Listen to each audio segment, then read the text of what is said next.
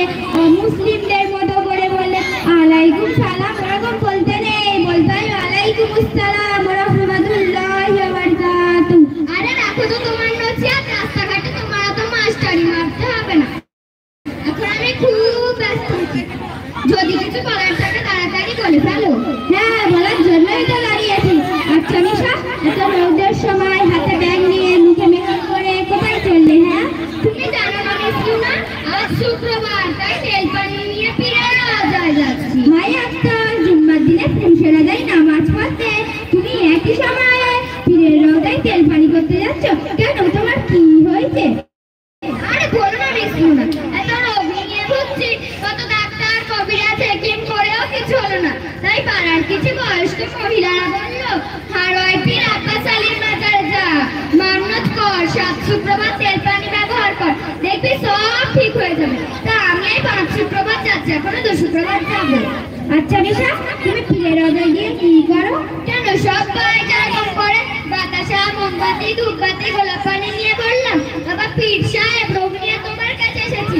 তুমি যদি আমার রোগ ভালো করে দাও তাহলে তোমার নামে জোড়া জবাই করে ফকির মিসকিনদের খাওয়াবো। নাউযুবিল্লাহ, তুমি এসব আগদুম বাগদুম কি বলছো? কি বললে? আগদুম বাগদুম বলছি মানে? এই তো তুমি বললে বাবার কৃপায় না মরে বেঁচে আছি, বাবা তুমি রোগ ভালো করে দাও, এসব বলছো কেন? যা পারলাম তাই করলাম, এটা তুমি নাউযুবিল্লাহ বলে যাই পারো বল। তাহলে এটাই তুমি ভুল করছো মিশা, 100 ভাগের মধ্যে 100 ভাগ সত্যি। একমাত্র সুস্থ করার মালিক মহান আল্লাহ, পীর বা অন্য কেউ নয়। এই জন্য তো আমি তোমাদের মতো অত বড় ফাদার মেয়েদেরকে একদম সহ্য করতে পারি না। তুমি আমার পীর বাবাকে অপমান করছো। আচ্ছা, আমি কোনো পীর সাহেবকে অপমান করছি না, নিশ্চয়ই পীর সাহেব তাদেরকে যথাযথ সম্মান করি। তার মানে এই পীর সাহেব আল্লাহর প্রিয় বান্দা, আল্লাহর সমতুল্য। কোনো পীর সাহেবের ক্ষমতা নেই রোগ ভালো করা এবং সন্তান সন্ততি দাও। আল্লাহ রাব্বুল আলামিন কুরআনের মাঝে বলেছে ইন্না শিরকা লাযুলমুন আযীম। এর মানে হচ্ছে আল্লাহর সাথে জুলুম করা। শিরক হলো সবচেয়ে বড় গুনাহ, এর থেকে ঈমান আমল সব নষ্ট হয়। কি বললে? ঈমান আমল সব নষ্ট হয়ে যায়? হ্যাঁ অবশ্যই। পীরের নজরে তো কত মেয়ে যায়, কই কেউ তো বলে না এটা শিরক? বলবে কি? তারা তো তোমার মতো শিক্ষিত করে ঈমান আমল সব নষ্ট করে ফেলেছে। আগে যদি শিরক কাকে বলে দয়া করে আমার একটু বলবে মিসলুনা, যাতে আমি সব ভালোভাবে বুঝতে পারি। হ্যাঁ অবশ্যই বলবো, কেন বলবো না। তাহলে শোনো, আল্লাহর অংশীদার স্থাপন করা, আল্লাহর গুণ কারণের মধ্যে তালাশ করা, যেমন সুখ, শান্তি, হায়াত, মৌত, সন্তান সন্তান দেওয়ার মানে একমাত্র মহান আল্লাহ। এটা যদি কোনো নবী, রসুল, পীর, অলির কাছে যায় এটা তাহলে শিরক হবে। আগে যদি জানতাম এটা শিরক তাহলে কোনোদিন পীরের রওজায় শিরক করতে যেতাম না। আর এই তেল পানি থলি বগলো সবাই ফেলে দিলাম। আল্লাহ ক্ষমা করো আল্লাহ। আচ্ছা মিসলুনা, তুমি এত সুন্দর কথা কোথা থেকে শিখেছো?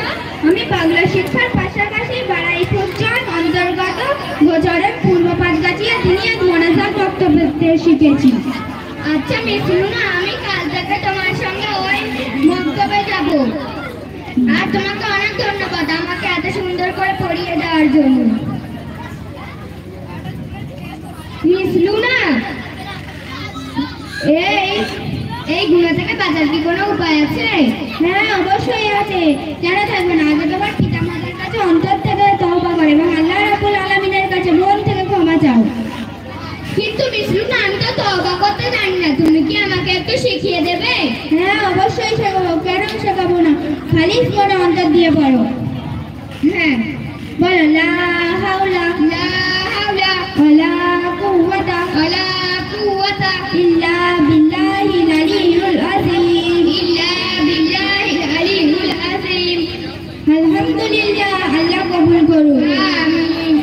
আসসালামু আলাইকুম ওয়া রাহমাতুল্লাহি ওয়া বারাকাতুহু। ভিডিও কেটে গেছে।